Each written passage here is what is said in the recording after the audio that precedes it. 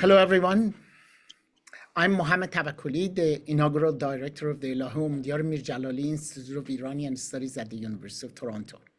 I welcome you to today's session of Literature in Persian Language Pedagogy series featuring Professor Behrooz Mahmoodi Bakhtiari of University of Tehran, who will be speaking on ekāyāt-e Laṭīf, the first reading comprehension texts of Persian and their literary sources.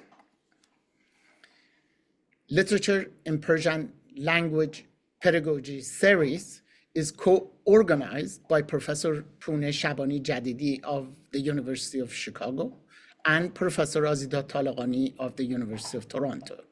The series is co-hosted and co-sponsored by the University of Chicago's Department of Near Eastern Languages and Civilization and the Center for Middle Eastern Studies, and the University of Toronto's Department of Near and Middle Eastern Civilizations, and we are grateful for their invaluable support.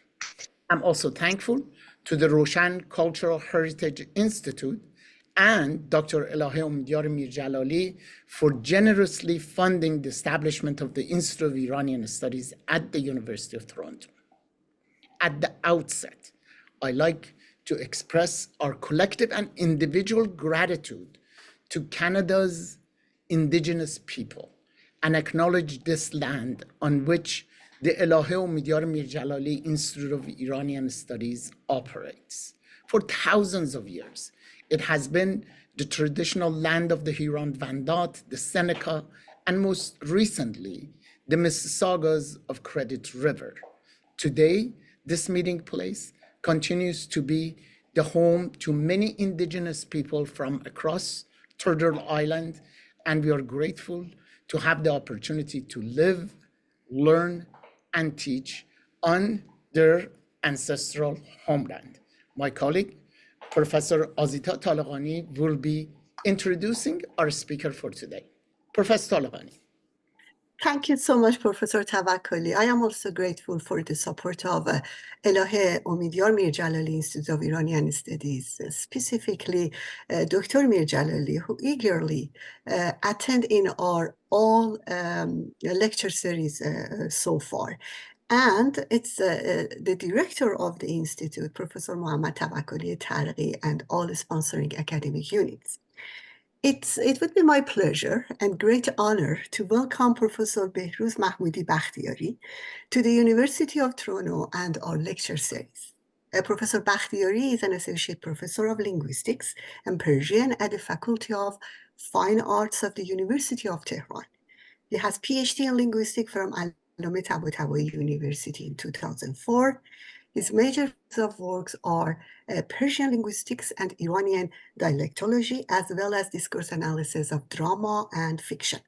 He's the author of several books, including Tense in Persian in 2002, Farsi Biyamuzim, Let's Learn Persian in 2003, Persian for Dummies in 2015, Pande Parsi, Listening Comprehension of Persian in 2016, and Salam Doctor, Dialogue Activities of Persian in 2018, and Evidentiality in Saadi's Poetry and Prose in 2023, in addition to several articles in journal and reference books, such as Ward's Major Languages in 2006, Oxford Handbook of Persian Linguistics in 2018, the Routledge Handbook of Second Language Acquisition and Pedagogy of Persian in 2020, the Routledge Handbook of Persian Literary Translation in 2022, Encyclopedia Iranica in 2003, and the Encyclopedia of Islam, third edition in 2015. My friend and colleague, Professor Pooneh Shabani Jadidi, will moderate today's session on ekāyāt-e Laṭīf, the first reading comprehension text of Persian and their literary sources. Please join me in welcoming Professor Bakhtiari to our lecture series.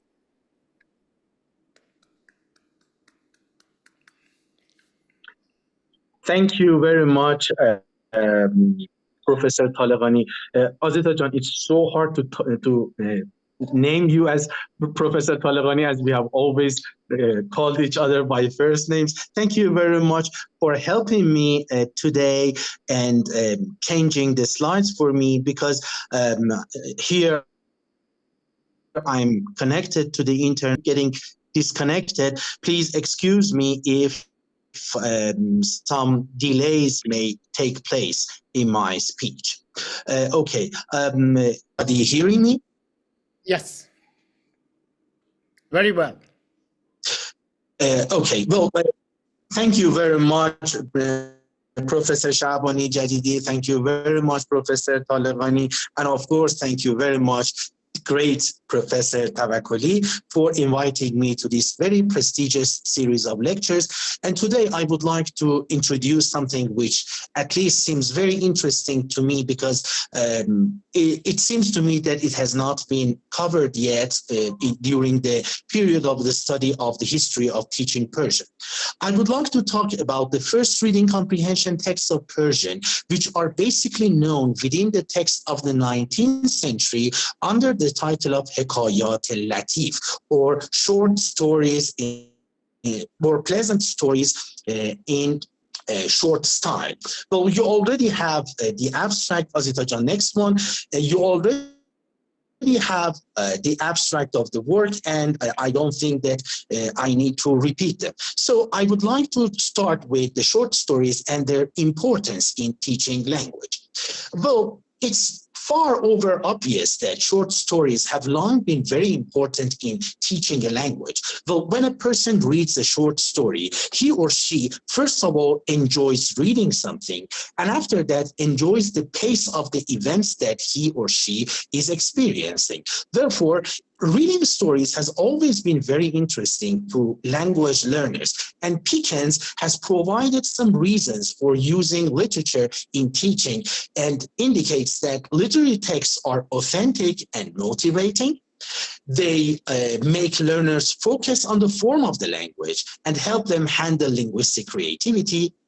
It also contributes to intercultural understanding, and generally speaking, high interest story reading has an important role to play in second language learning. Next, Azitajan. Well, we basically believe that the rationale beyond the use of stories for language teaching are so many, but perhaps the most important one is the motivation. There are different approaches to this issue, and fortunately it has also been covered for Persian, and as you see, Anusha Shahsabari has dealt with it in chapter 19 of Punejan's book, The Routledge Handbook of Second Language Acquisition and Pedagogy of Persian, in which she has covered the modern approaches to this issue, but no, definitely she didn't need to cover the history of making use of stories in language teaching. Today, I would like to fill this gap and provide you with this missing link. Next, Azitajan.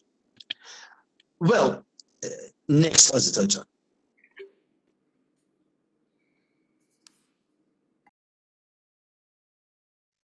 Please move to the next one.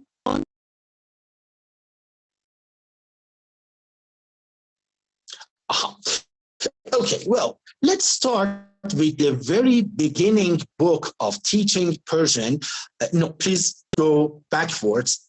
The first book that we know about teaching Persian is A Grammar of Persian Language, written by Sir William Jones in 1771, which would be 253 years ago. In this book, Sir William Jones has provided us with something which is very interesting. In the introduction of this book, he has said, in case a person wants to learn Persian, the first book that I would recommend to him is Golestan, or the Bed of Rose. Azitajan, it is the previous slide. You are one slide further. He says the first book that I would recommend to the person who is going to learn Persian is Golestan, or the Bed of Rose, to which a work which is highly esteemed in the East, and of which there are several translations in the languages of Europe. The manuscripts of this book are very common, and by comparing them with the printed edition of Gentis, he will soon learn the beautiful flowing hand used in Persia, which consists of bold strokes and flourishes, and cannot be limited by our type. He goes on and continues, next Azitajan, and believes that apart from Golestan, the most excellent book in Persian language is, in his opinion, the collection of tales and fables which are called Anwar-e-Suhaili by Hossein Waiz Kashifi, who took the elaborated work of the other people. All of you are quite aware that Anwar-e-Suhaili is a Persian reproduction of Khalil wa Dimne, and you know that Khalil wa Dimne is a collection of fables in Persian, and now we have another rewriting of this, and these are the two major books which are introduced by Sir William Jones as major references for learning Persian. However, this person, in spite of being so insistingly interested in language teaching by stories, has only used one story for his own book. The next one, Azitajan. I hope Professor Bakhtiari can join us soon. Thank you for being patient with us. Thank you. Well, thank you very much, ladies and gentlemen. I keep getting disconnected. Sorry. The internet here works with oil. Sorry. Can you hear me now? Yes. Yes. Okay. Well, sorry for the interruption. Okay, so I continue with the fact that in spite of the fact that Sir William Jones insisted on the importance of short stories in teaching Persian, he has only used one text in the entire work of his. And the name of the text is Baghban va Bulbul, as you see, which is the third appendix of his book.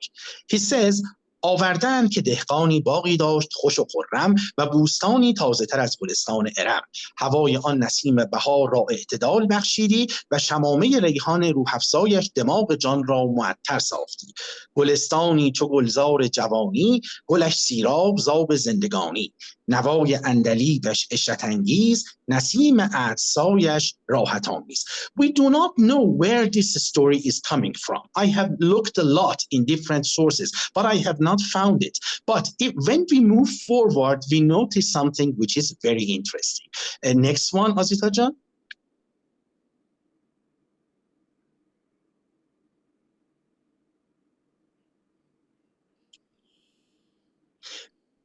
When we move forward, we see that the nightingale and the flower keeps talking to each other, and they provide us with something very interesting. The nightingale says, هیچ میدانی که به روزگار من چه کرد یار نازنین چند بار آزرده ای سزای آن عمل به طریق مکافات همین تواند بود که تو از یار و دیار محروم مانده و از تفرج و تماشا محجور شده در گوشه زندان میذاری و من هم درد هجران کشیده و درد فراغت جانان کشیده در کلبه احزان مینالم. Interesting is that the next verse is by Hafiz, which has nothing to do with the main text. بنال بلبل اگر با من از سر یاری است که ما دو عاشق زاریم و کار ما زاری است. Then بلبل گفت از این مقام درگذر و براندیش که من بدین مقدار جریمه که گلی را پریشان کردم محبوس گشتم. تو که دلی را پریشان میسازی حال تو چون خواهد بود. گنبد گردنده ز روی قیاس هست به نیکی و بدی And you know that this verse is by Mahsanul Asrar by Nizami, which provides us with this fact that Sir William Jones, in providing us with the text, with the pedagogic text for teaching Persian, has compiled a text from different sources by a verse from Anwar Suhaili, a verse from Hafiz, a verse from Nizami, and has compiled something in order to teach the language. And when we move forward, next slide, Azita Jan.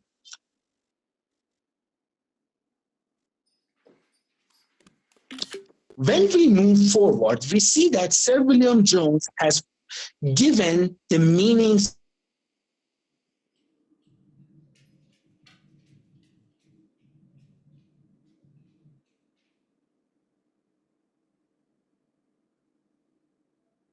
of every single word, and it's dedicated to the meaning and translation of the different parts of this text. Please, next one.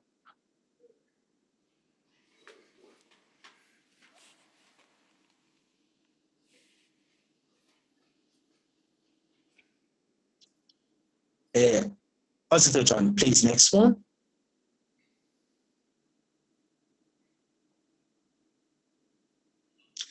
Okay, I would like to tell you that I have found something very, very interesting. It seems that the very last text that we talked about is identically being reprinted in a book published in the former Soviet Union in 1825, in Russia, before the Soviet Union. And it seems that the same story has been used for the Russian learners of Persian as well. Okay, now that Azizajan is showing you the first page of Francis Gladwin's work, I would like to talk about this important book. Francis Gladwin's book, Persian Moonshee, goes back to 229 years ago, in 1795, The Persian Moonshee by Francis Gladwin. My friends and colleagues, the year 1795 is the main birth date of teaching Persian to English language speaking people. Francis Gladwin has written the very first teaching Persian course book. The former Persian Behrooz John. صدامو داری آزیتا جان؟ Yeah, is that I think it's better that you turn off your video, at least Your image. Yeah. Yeah, I did. Okay. All right. So, excuse me. Please excuse me. These are beyond my control. I was talking about Francis Gladwin's work, Persian Moonshee. The Persian Moonshee, as I said, is the first teaching course book of Persian in the history of language teaching of Persian. And this book is the first book which consists of several parts. And since Francis Gladwin was a teacher, not a linguist, he has included some groups of vocabulary, a group of exercises which were absent in the previous books, and far most important is that he has included for the first time a group of short stories which he calls ekāyāt-e Laṭīf. And ekāyāt-e Laṭīf are the names which are used afterwards in the rest of the books published in India for the British learners of language, of Persian language. Next one, Azita Jan. Okay. In the year 1999, I published an article in the journal Iran Shenasi in the US entitled Francis Gladwin و کتاب منشی فارسی او.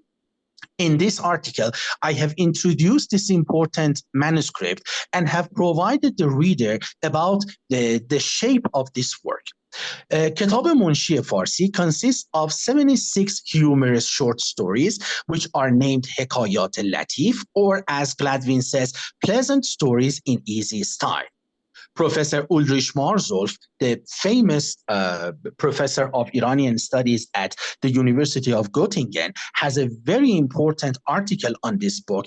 And he has said that ekāyāt-e Laṭīf of this book has been a connecting link between the popular and the classical literature of the East on the one hand, and the potential bridge for the introduction of Western literature to the East on the other hand. He also says that Gladwin has used Musibat-name and Elahé by Attar and has taken 5 stories from Musibat-name and Elahé. He has taken 4 items from Obaid Zakani's Risale Delgosha, 7 items from Jami's Baharistan, and far most of them is Lata'if و Tawa'if Fakhreddin Ali Safi, from which he has taken 21 items, 21 short stories. Now, in case you are interested, let's work on some samples of ekāyāt-e Laṭīf. Next one, Azita Jan. Okay, all right. I have chosen two anecdotes from ekāyāt-e Laṭīf for you. Let's read it together.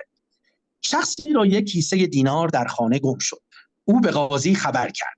قاضی همه مردمان خانه را طلبید و به هر کس یک چوب داد که همه آن در طول برابر بود و گفت هر که دزد است چوب او به قدر یک انگشت دراز خواهد شد. چون همه را رخصت کرد، شخصی که دزدیده بود ترسید و چوب خود را به قدر یک انگشت تراشید. روز دیگر چون قاضی همه را طلبید و چوب ها دید، معلوم کرد که دزد کیست، کیسه دینار از او گرفت و سیاست. And the 19th anecdote, which is very important because of some important issue that I will tell you in a minute. زنی می رفت، مردی او را دید و دنبال او روان شد. زن پرسید که چرا پس من می آیی؟ گفت بر تو عاشق شدم. زن گفت بر من چه عاشق شده ای؟ خواهر من از من خوبتر است، پس من می آید. برو و بر او عاشق شد. مرد از آنجا برگشت و زنی بدصورت دید. بسیار ناخوش گردید و باز نزد او رفت و گفت چرا دروغ گفتی؟ زن گفت تو نیز راست نگفتی. اگر عاشق من می بودی پیش دیگری چرا می رفتی؟ مرد شرمنده شد. As you see, in most of the ekāyāt-e Laṭīf that we read, ladies are very wise and responsive. They provide us with some very wise answers to some expectations that men have towards them. And in my opinion, a discourse analysis of these texts, especially in terms of feminist studies, is something very interesting and would result in very new, fruitful ideas. Now, Azizan, if you move to the next slide. All right. Well, Francis Gladwin was very highly motivated by teaching Persian to non-Persian speaking people. And this motivation forced him to translate the entire Golestan of Saadi. But in doing so, he has done something very interesting. If we move forward, Azita Jan, you will see that he has explained every single word of Golestan. Therefore, a very voluminous book of Golestan has been translated by Francis Gladwin. For example, هر نفسی که فرو می رود ممد حیات است و چون بر می آید مفرح ذات. هر has been translated نفس فرو می رود ممد حیات, and every single word has been translated, and then the sentence has been translated. So you can imagine what a voluminous and huge production this Golestan would look like. And he wanted to show that in spite of the importance of grammar, it's very good to teach people, read the text, challenge with the text, and try to understand the text without necessarily dealing with the grammar. All right, next slide, Azita. Well, we move forward to Gilchrist's book, which has been published in 1821, 203 years ago. The name of this book is Persian Grammar, as the Hindustani scholars shortest wrote, and Persian language, and together with 60 exercises in prose and verse. Again, the importance of prose in learning the language has been indicated in this old book. If we move forward, next slide, Azita Jan. In the introduction to this book, the writer has said something very interesting. Next slide, Azita Jan. Yes.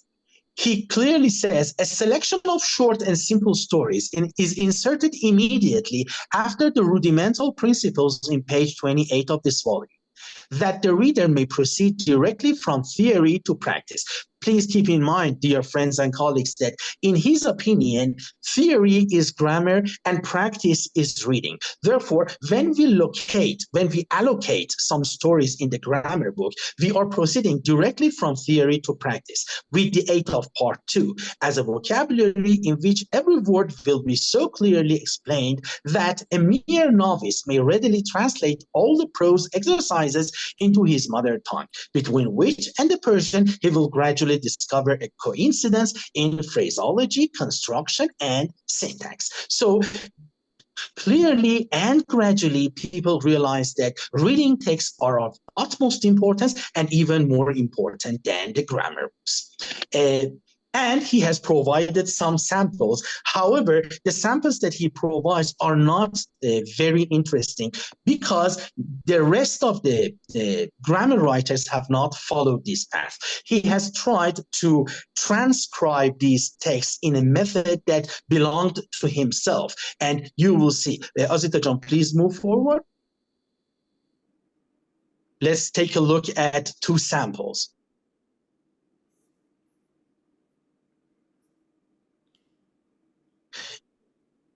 You will see that he has transcribed them in a method that it is hard to read even for us. Since this is the first time perhaps that you are facing this, let me read them. حکایت هشتم.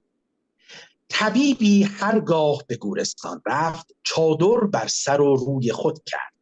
مردمان پرسیدند که سبب این چیست؟ گفت از مردمان این گورستان شرم می کنم زیرا که از دوای من مرده‌اند. You see, it's very hard to decipher this text this way. And again, all the writers shift back to Persian alphabet in order to write the text. And also, let's take a look at حکایت شانزدهم. حکایت شانزدهم goes this way. شخصی با بخیلی دوستی داشت. روزی بخیل را گفت که حالا به سفر می روم. انگشتری خود به من بده. آن را با خود خواهم داشت. هرگاه او را خواهم دید تو را یاد خواهم کرد. جواب داد که اگر مرا یاد داشتن می‌خواهی هرگاه انگشت خود خالی بینی مرا یاد کن که انگشتری از فلان خواسته بودم نداد. Well, all these texts have a spirit of humor in them and most of them have a rationale and a turnout. However, this method of, let's say, transcription will no longer be experienced, and it is limited only to this book. If we go forward to Rosen's book, 1843, Azita John? Yes, we come forward to Rosen's 1843. 1843 will be 181 years ago. Again, we have a book entitled Elementa Persica, which has a part which is called ekāyāt-e Parsi. In ekāyāt-e Parsi, we have, again, almost 70 anecdotes. One of them will be as follows. Azita John, please go forward to that. Okay, well, you know that a very famous story, which is known as the Judgment of Solomon, it has also been attributed to Imam Ali by we Muslim people, and even Brecht in his Caucasian chalk circle, دایره گچی قفقازی, has also indicated that. دو زن برای طفلی منازعت می‌کردند و گواه گماشتند. هر دو پیش قاضی رفتند و انصاف خواستند. قاضی جلاد را طلبید و فرمود که این طفل را دو پاره کن و به هر دو زن بده. زنی چون این سخن بشنید خاموش ماند و زن دیگر شور و فریاد آغاز کرد که از برای خدا طفل مرا دو نیم مکن. اگر چنین انصاف است طفل را نمیخواهم. قاضی به یقین پنداشت که مادر طفل همین است. طفل به او سپرد و زن دیگر را تازیانه زده راند. So this very famous piece of short story, which is also common in other cultures, is another example of translated text into Persian textbooks. If we go forward to Forbes' work, 1861, Azita John, we will see that, again, we have a grammar of Persian language to which is added a selection of easy extracts for reading. You see, now the inclusion of reading comprehension texts in Persian grammar books is something quite common. A milestone that Francis Gladwin put was experienced and practiced by the rest of the people who were engaged in doing so. And let's see how this person has approached this. Please go forward.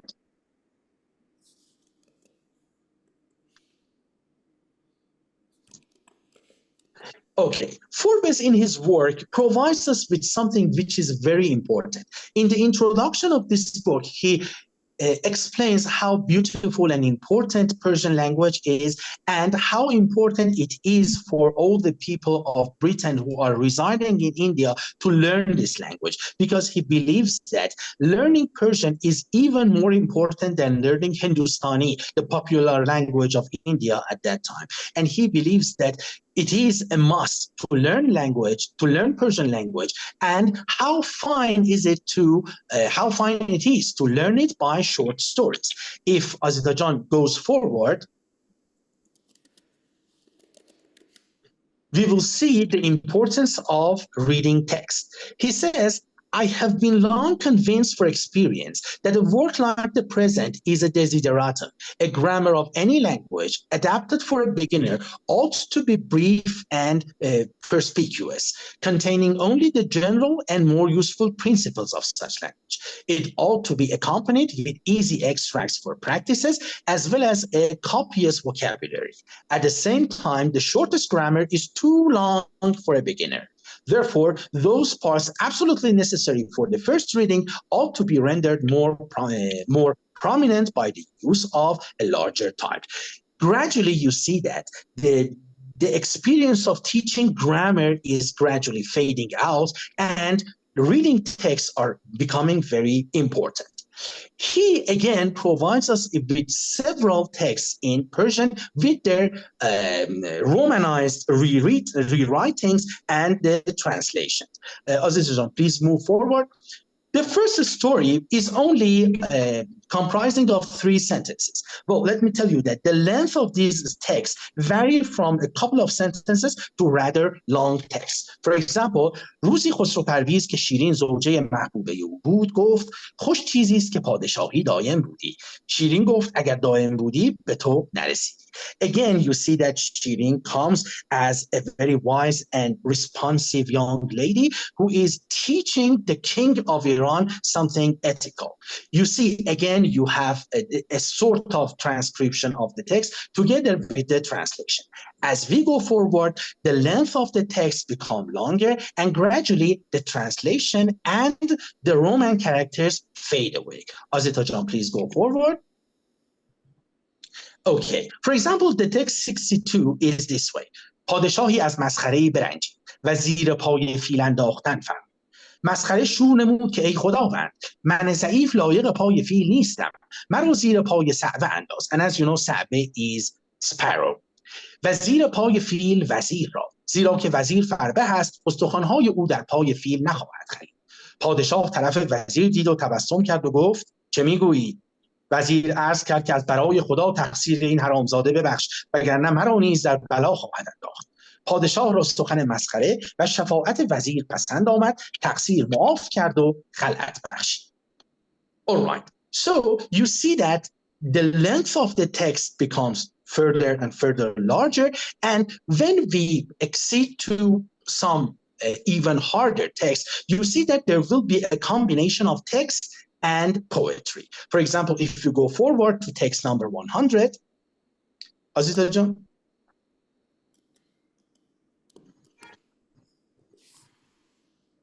You see here the text number 100, you see a text in prose and a text in poetry. And the text in poetry is clearly from بوستان سعد. گویم که در زمان نوشیروان عادل هیچ علمی از علم حکمت عزیزتر و شریفتر نبود. علماء العصر همگی متقی و پرهیزگار بودند و خواجه بزرجمهر حکیم و استاد آن گروه. روزی پادشاه خواجه را طلب کرد و گفت ای حکیم میخواهم که سخنی چند مفید در لفظ اندک و در معنی بسیار جمع کنی که مرا و جمیع مردمان را که طالب حکمت باشند نفع دهد و بعد من یادگار بماند. بزرجمهر مهلت 1 سال طلبید و در مدت چند انواع کلمات را جمع کرد و ظفرنامه نام نهاد و به خدمت پادشاه را به غایت خوش آمد و بفرمود تا این سخنان را به آب زر نوشتند و در خزانه نهادند و دایم بدان عمل می‌کرد. Now let's read this passage from بوستان سعدی. شنیدم که در وقت نزع روان به هرمز چنین گفت نوشیروان که خاطر نگهدار درویش باش نه در بند آسایش خویش باش. نیاسایدن در دیار تو کس چو آسایش خویش جویی و بس. فراخی در آن مرز و کشور مخواه که دلتنگ بینی رعیت شاه. برو پاس درویش محتاج دار، که شاه از رعیت بود تاج دار. رعیت چو بیخ است و سلطان درخت، درخت ای پسر باشد از بیخ سخت. Now, a combination of prose and poetry together are creating a very nice atmosphere for teaching Persian. But if we go forward, we find something very interesting. Azita Jan, please go forward.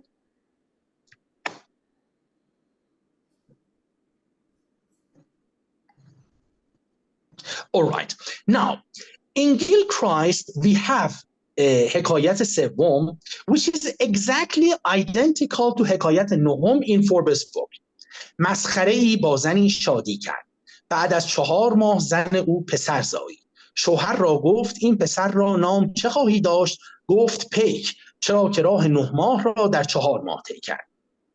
You see, exactly something which has been provided in a book which was published almost 15 years before that has been again copied here. This shows that these books had some major sources in common, and this makes us more interested in finding the resources of them. Next one, Azita.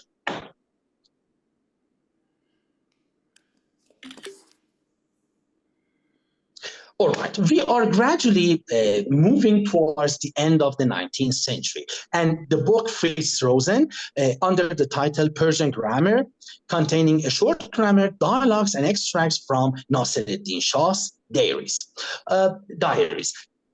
Please note the title of the book and the date of the publication. The date of the publication is 1898. Nasiruddin Shah was assassinated in 1896. This book has been published 2 years after the assassination of Nasiruddin Shah. And for the first time, a teacher of Persian has tried to include something in his book which seems to be contemporary to his own time. The rest of the books tried to select some works from the previous classical books. And Fritz Rosen is the first person who has included something from the literature of his own time. If we go forward, Azita Jan?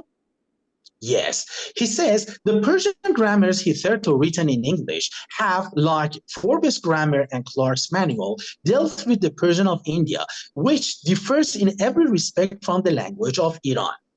Something which is very important is that this is the first time that a person is saying that the way we are transcribing this language is not the method that the Persian speakers of Persia are speaking it. This is the India Persian. And of course, it gives us a great amount of data for a sociolinguistic study of Persian in India during the 19th century. Therefore, he believes that first, some text should be translated from the contemporary Persian, and also he provides us with the idea that the early dramatic text, the early theatrical text, which had been written during the Constitutional Revolution, should be translated into English. Therefore, the learners of the language should have the Persian text, which was a very good sample of the spoken form of Persian, together with a translation of that text in English.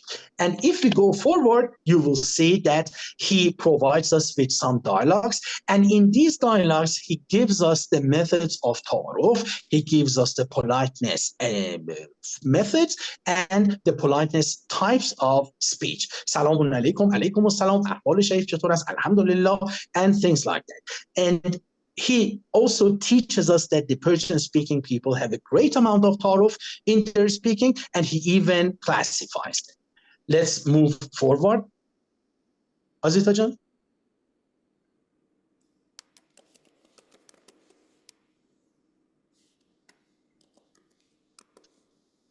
Next one, Azita Jan. Well, when you turn the pages of these books, you will see that every page has been divided into 3 parts. One part is the text in Persian writing, the other one is the transcription, and then it is the English translation. Let's look at حکایت سوم. Next one, Azita Jan. Okay, حکایت 3. یک شیرازی به اصفهان آمده، شنیده بود که در آنجا جیببر بسیار هستند.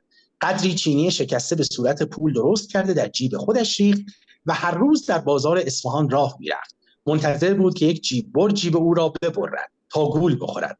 لیکن جیب او را هیچ نبریدند. روزی در جایی با چند نفر اصفهانی نشسته بود. گفت من شنیده بودم که در اصفهان جیببر فراوان است و حالا مدتی است که پول زیاد در جیب دارم و همه جا هم گردش کردم، هنوز نتوانستند جیب مرا ببرند. یکی از آن اصفهانی ها گفت ای بیچاره، 10 دفعه آنچه در جیب تو بود درآوردم و دیدم که همه چینی شکسته است، باز تویش گذاشتم و تو نفهمیدی. These are the texts which are well, as a matter of fact, which are contemporary with the time of Nasreddin Shah. And if we go forward, Azita Jan, we will see that he has chosen an extract from Nasreddin Shah's travelogue to Europe on railroad, بیان راه. کالسکه‌های راه آهن از کالسکه‌های مخصوص امپراتور، بسیار خوب و وسیع و مزین و اتاق‌های متعدد از سفره‌خانه و خوابگاه و اتاق پذیرایی، همه مزین به چراغ و میز و صندلی و تخت و نیم تخت. کالسکه‌ها همه به هم وصل بود به طوری که به جمیع کالسکه‌ها میشد رفت و آمد. اشخاصی که در کشتی قسطنطنین با ما بودند در کالسکه ما نشسته و شاهزادگان و ساگرین با یک دسته بلا بلا بلا.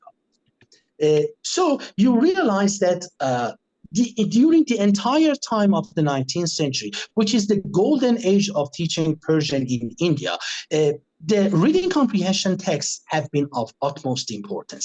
And if we move forward, Azita Jan, I will show you that the major references for these texts are taken from these 6 books. First is from Gulistan Sahari. The next one is from Anwar Suhaili. But the major book, which is of utmost importance, is Laṭīf because, well, the teacher has always been in search of finding something which was both short and humorous. And what would be better than Laṭīf? And if we go forward, Azita Jan, we may have 3 other books. These 3 other books are Asrar al-Tawhid, Muhammad ibn Munawwar, Risale Delgosha by Ubayd Zakani, and Baharistan by Maulana Abdurrahman Jami. And interesting is that this tradition was practiced even in the 20th century. There is a book which has been published in 1911 under the title of A Dictionary of Oriental Quotations. Azita Jan. In this book, you see some very interesting extracts from different texts for pedagogical purposes. And different texts from prose and the poetry have been selected. Azita Jan, please move forward. For example, please consider the second one. ابر اگر آب زندگی بارد هرگز از شاخ بید بر نخوری. بر فرومایه روزگار مبر کزنه بوریا شکر نخوری. And with the translation of Eastwick, this shows that the references for providing different examples of Persian have always been selected from the group of these books that I'm going to introduce in the next slide. Please move forward, Azita Jan. All right.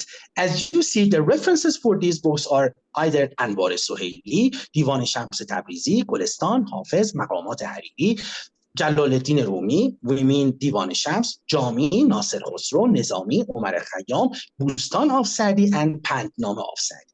However, since the reading comprehension texts are supposed to be in prose, therefore Anwar Suhaili, Gulistan, Maqamat Hariri, and Safarname Nasir Khosrow have been the very major works that we can select for all the texts that we had for reading comprehension.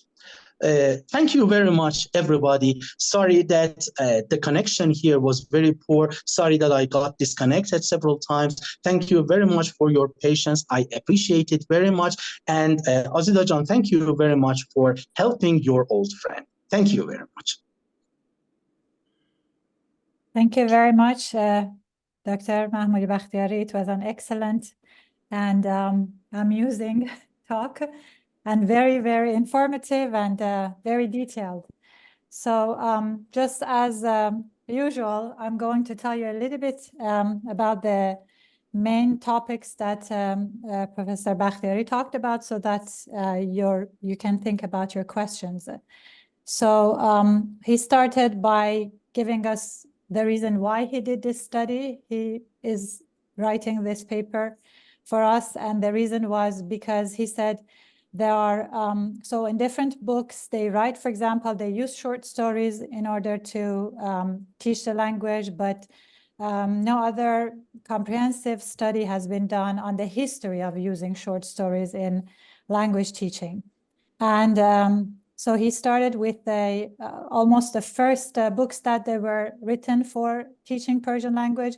The first one he mentioned was Sir William Jones's book, A Grammar of Persian Language, which was published in 1771.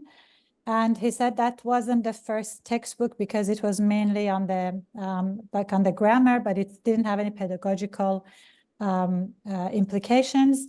The first book that Professor Bakhtiari has spotted was the Persian Moonshee, and it was published in 1795 by Francis Gladwin. And he told us like they included what kind of stories they included, which authors, and it included 76 ekāyāt-e Laṭīf. And he read some very interesting examples for us. And then he mentioned another book by the same author, Francis Gladwin, which was published in 1865, which was a translation of Golestan Saadi, which was very interesting to me. It had notes explaining every single word, and I think that is very useful for any translator, but I'm not sure how much useful it would be for a student learning Persian. Then he moved to Gilchrist in 1821, Persian Grammar as the Hindustani Scholars. What cannot read my own handwriting, but so it was written basically for maybe scholars in South Asia. I'm not sure, but we can ask Professor Bakhtiari about it. What was the purpose of these books? Who were the readers? I think we have a lot of questions, follow-up questions. So he talked about that book containing theory and practice. By theory, the writer means the grammar, and by practice, the writer means the readings. And he showed us a non-standard transcription of the text, which was very entertaining. And I wonder who like what kind of Persian the people who were using this book would learn eventually. And then there was another book published in 1843 by Georg Rosen called ekāyāt-e Elementa Persica. Another one in 1861 by Duncan Forbes, A Grammar of the Persian Language. And the importance of reading texts, and the author moves from short text to long text to poetry. One of the things that was very interesting that Professor Bakhtiari mentioned was to spot the common text in between all these, or several of these works that he mentioned, for example, in Gilchrist and in Forbes. So then he mentioned also another book by Rosen, which was published in 1898 called Persian Grammar. And that was to him the first book that actually uses contemporary to his time, to the author's time, contemporary text. And this one includes text from Nasir-Eddin Shah's diary. And so that was quite interesting. And the book contains text, transcriptions of the text, and then the translations. He told us what text like the author has used, like from Golestan Saadi, Anwar Sohaili, Lataif al-Tawaif, and other ones. Then the talk ended with the introduction of a dictionary of Oriental quotations, which also includes some transliterations and some translations by different translators for the same poetry. But of course, this dictionary also contained, the main volume of it was prose from different sources that were mentioned. So I think now I will open the floor to questions. I have quite a lot of questions myself, but I have to constrain myself and give the time to you first. Okay, Professor Mohammad Tawakkoli Taqi. Thank you, Professor Bakhtiari, for your really learned and highly informative presentation. I really like this historical preview that you have of teaching of Persian. One text that you did not mention, and I think it would be really important with the kind of argument that you're making, is William Price's A Grammar of the Three Principal Oriental Languages that is focused on Persian, Hindi, and Arabic. And what is important about this book is that it includes a dialogue that was written by Mirza Saleh Shirazi, one of the very first Iranian students who was sent to UK to study. And in a sense, contemporary Persian is already integrated. And the book, William Price's book, was published in 1823.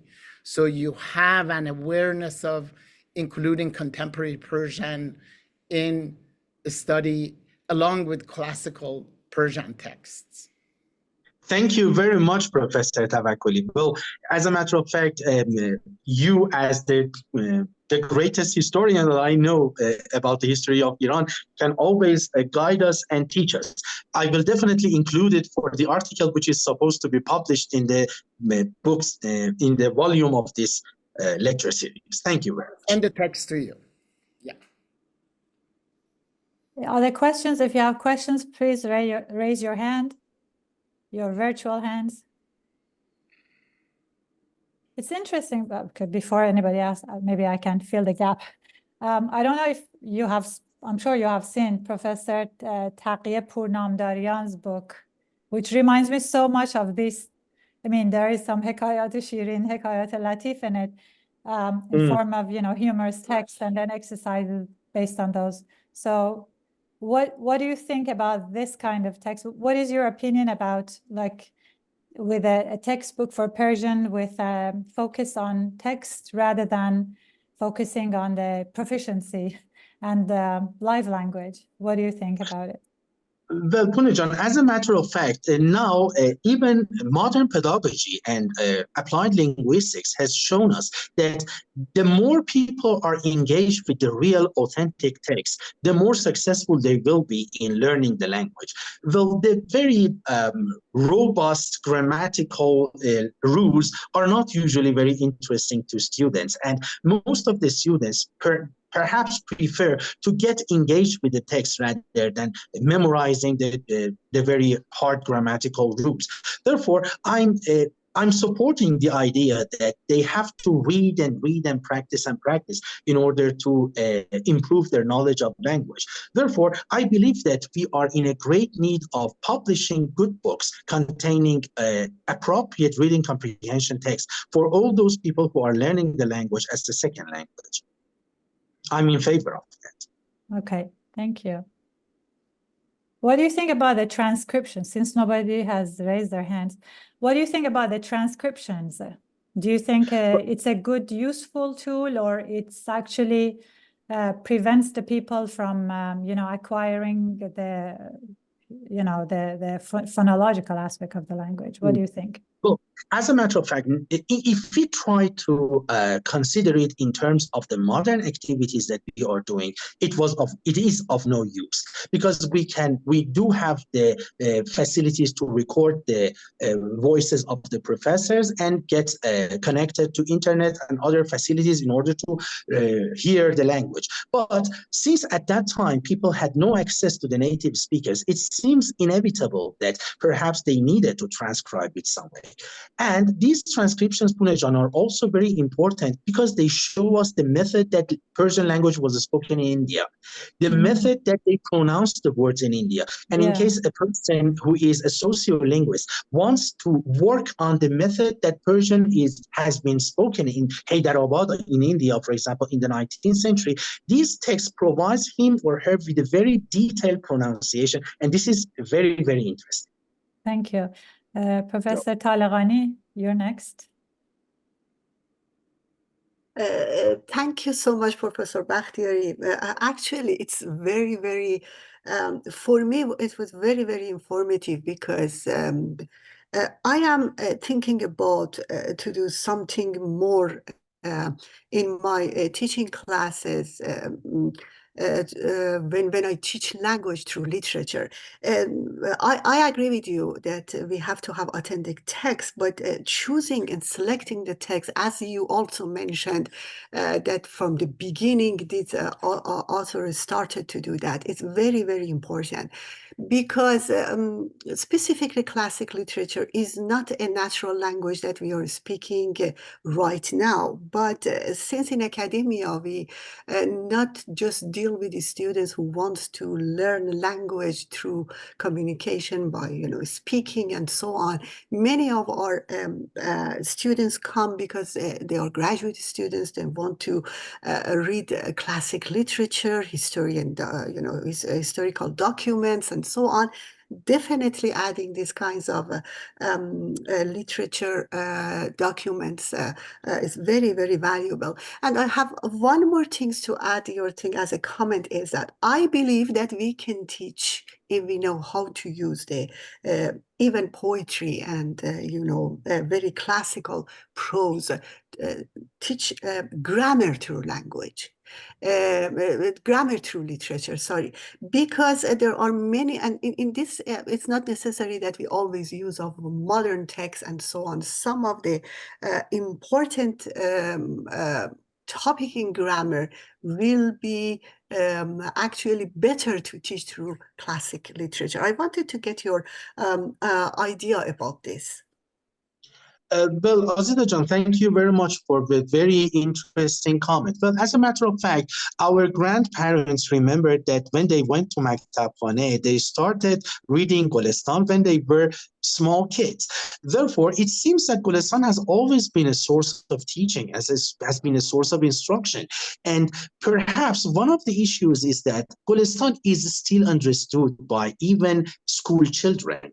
It's a literary text which is not so complicated. It contains so many interesting short anecdotes, and with the help of a very small dictionary, a person can realize and understand it. It seems that if we try to provide the students with some simplified works of Golestan, something that Mehdi Azar Yazdi did with قصه های خوب برای بچه های خوب, if you remember, and let me tell you that I have become a reader by reading قصه های خوب برای بچه های خوب. It was the main source of my becoming a reader. Well, it seems that we require to produce such books, to publish such books, which contains the stories, simplifies very wisely and very conspicuously, in order to prepare the students to face the different cases of language use. For example, Punejan has published a book for the Persian journals, what the Persian media says. I think we require something like what the Persian literature says, with a selection of some very specific short stories which have been very wisely selected. Thank you. Khanem Azra Qandahari, you can ask your question next. Do you have my voice? Yes. Thank you very much for the wonderful presentation, Professor Bakhtiari and the organizers. My question is related to the image of women and how they're represented in Persian teaching texts. Also, from the excerpts that Professor Bakhtiari brought, everything looked so wise, but at the same time, it looked contradictory with the colonial and the patriarchal background of the 19th century that we got in British Empire. So maybe the text that you brought were just a small portion. Would you please elaborate on that, if I may? Thank you very much. Thank you very much, Dr. Qandahari, and please say my regards to all the colleagues in Mashhad. In response to your question, I would like to tell you that the people who were teaching Persian to the English advocates in India were trying to provide a very bright and positive picture of the Persian-speaking people in Iran. Therefore, they selected very wisely those anecdotes in which ladies have been very wise and responsive. Though there are some anecdotes for sure in which ladies do not produce such a behavior, but it seems that they wanted to say that, look how wise these people have. or see how interesting these people are approaching different questions in life. Therefore, they are trying to represent the Iranian people as those people that they had in mind in order to make people interested and engaged in learning the language. For example, if the English people try to talk about the different colonializations that they have already done, if the American people try to talk about, for example, the Vietnam War in their textbooks, well, people would not be very interested in learning their language. We usually try to provide a very positive picture of ourselves in order to make people engaged and interested in the culture so that people would be motivated to learn the language. In my opinion, such texts have been very wisely selected for pedagogical purposes. May I ask a question here?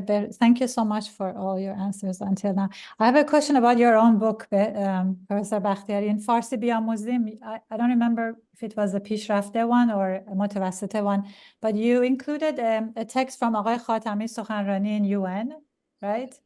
So that text for me, when I was teaching it to my students, they found it extremely difficult. Not that they don't understand the words, they understood the words, but just because at the end of the text, they say, okay, so what is it saying? Because so I just wanted you to say your opinion about how to make the students, you know, get used to the writing style of Persian, which is totally different.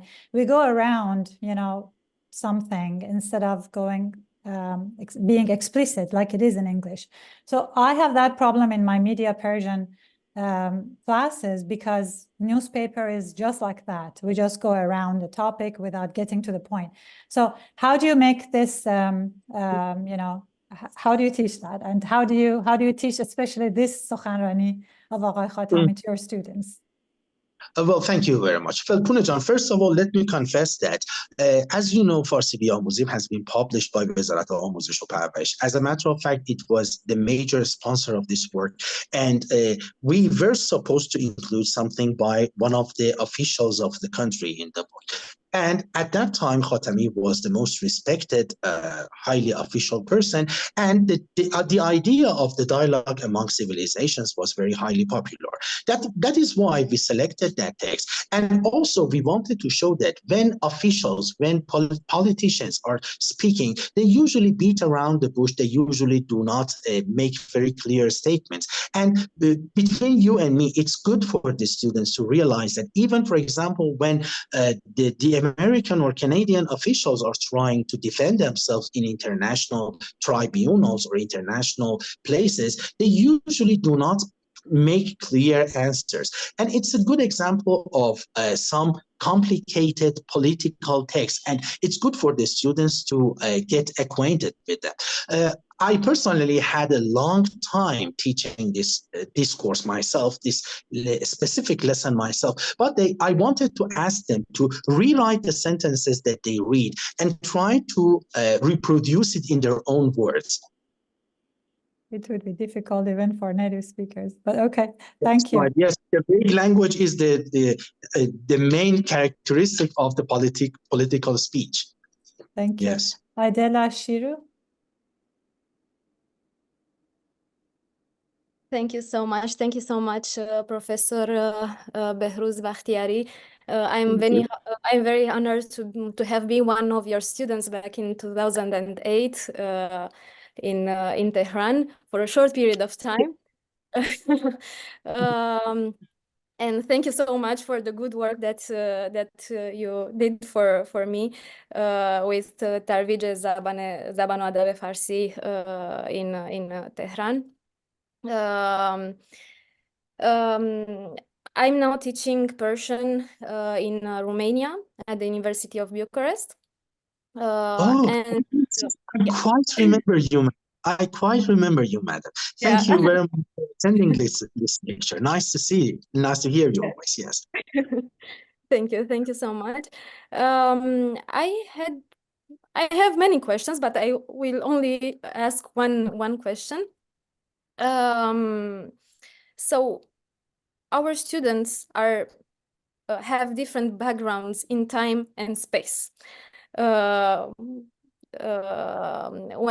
they are learning Persian with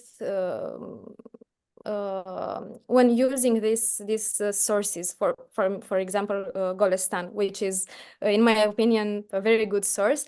But for our students, it's very, very difficult to understand the grammar and the way the verbs, for example, are used.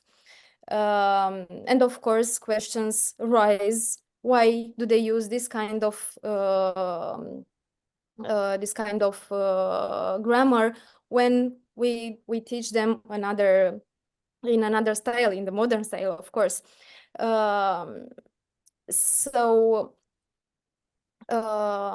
Yes, the English translation or the Romanian translation is interesting for them, but they run off the Persian text.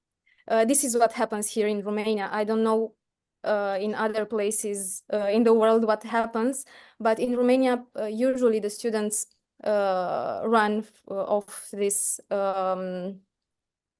older sources, and they are very, very, very happy when we reach the modern language, the modern literature, because it's closer to them and closer to their understanding. So of course I'm trying to combine grammar and literature, to teach grammar through literature. But my question is, what sources do you suggest for the modern world, for the students that don't have this this background of I don't know, being familiar to the Iranian culture and to the Iranian literature? Because of course in Middle Eastern countries, I think it's easier for students to understand the texts. In India, it's easier for people to understand the text because there are many common words as well. Yes, my question is this, because we struggle with this. Thank you very much. Of course, your question requires a much more time to discuss it in detail.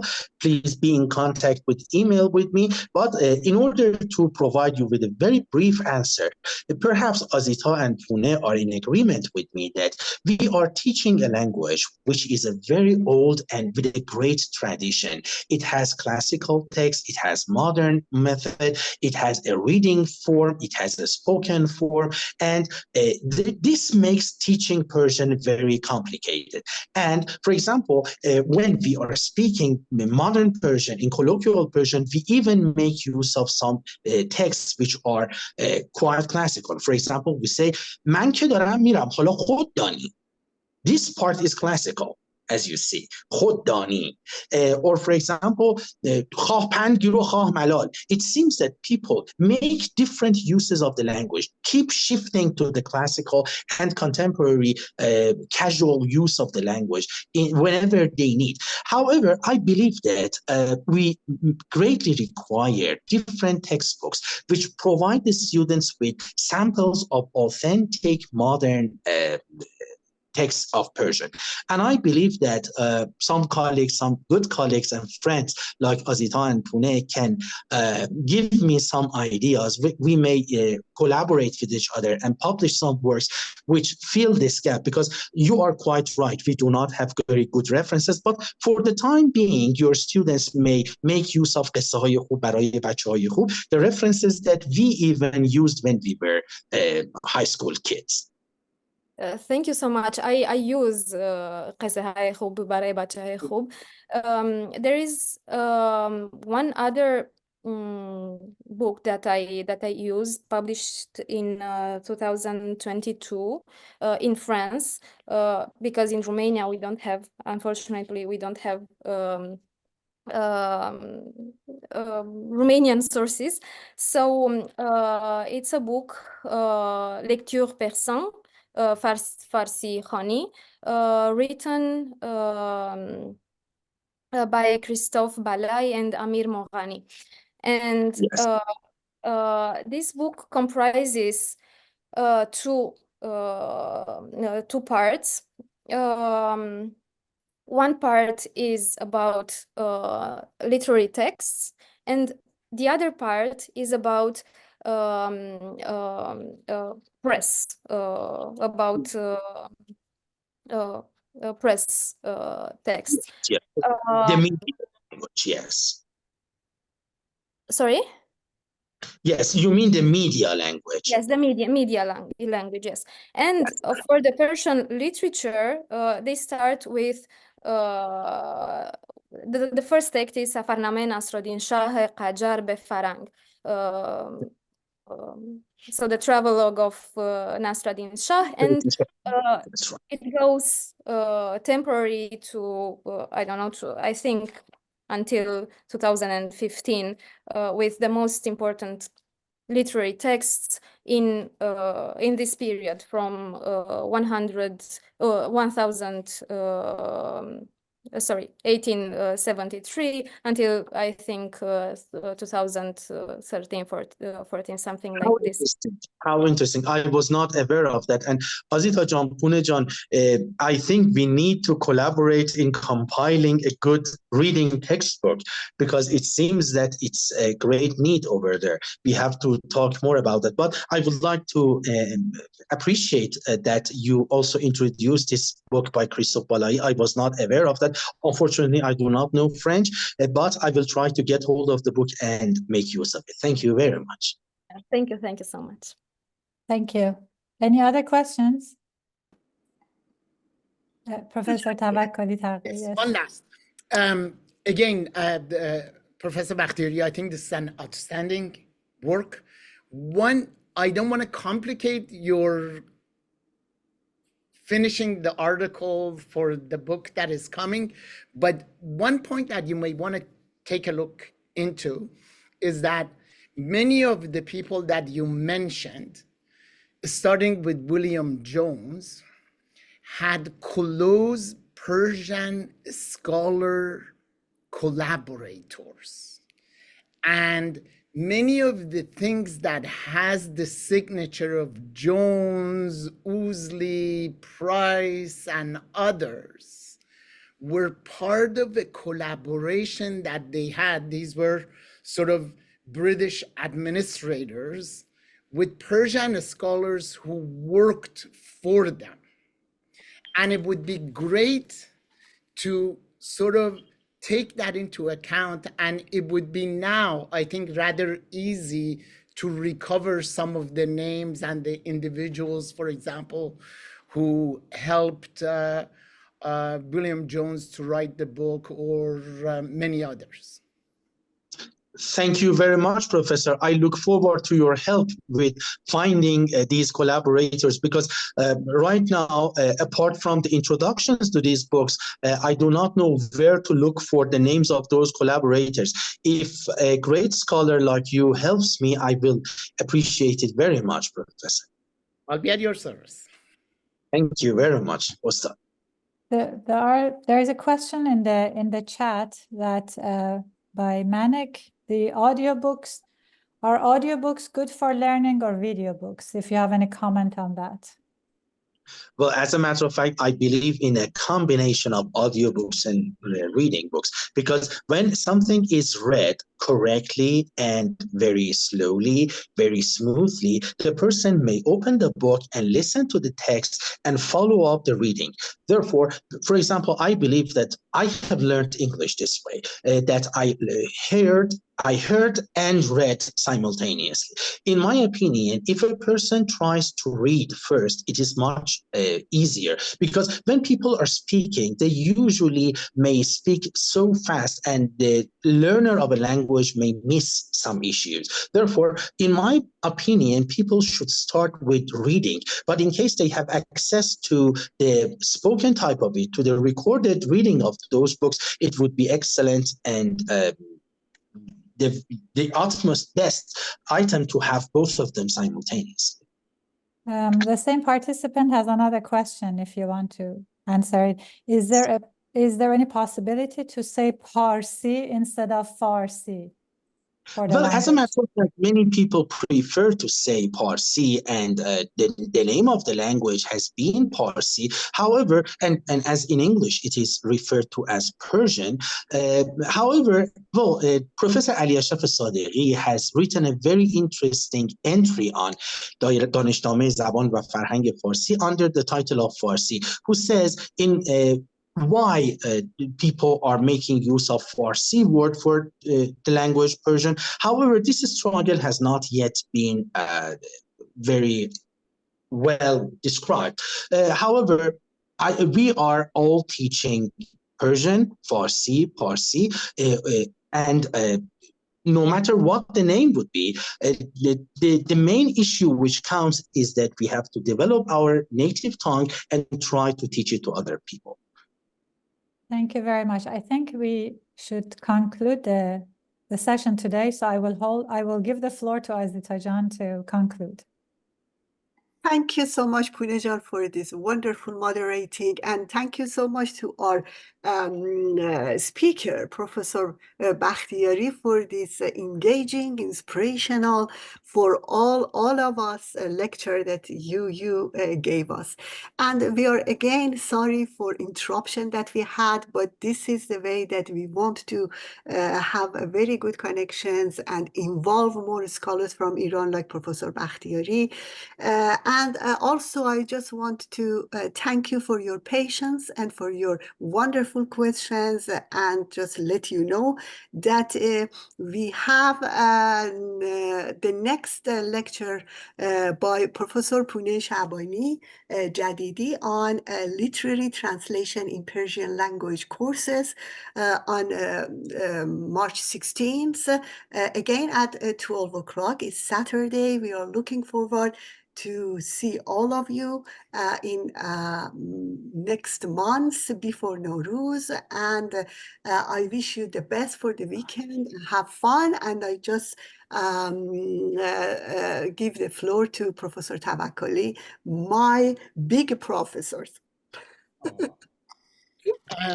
Thank you, Professor Talaqani.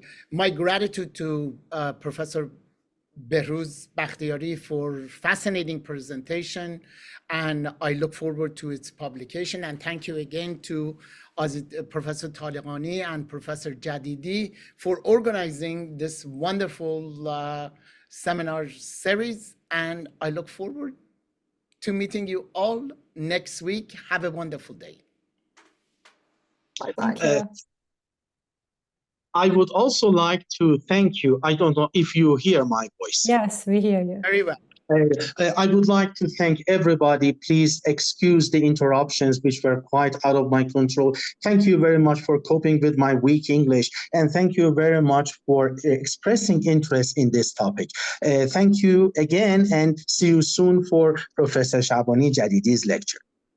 Thank you, Professor Bakhtiari. Take care, everyone. Have a lovely day. Bye.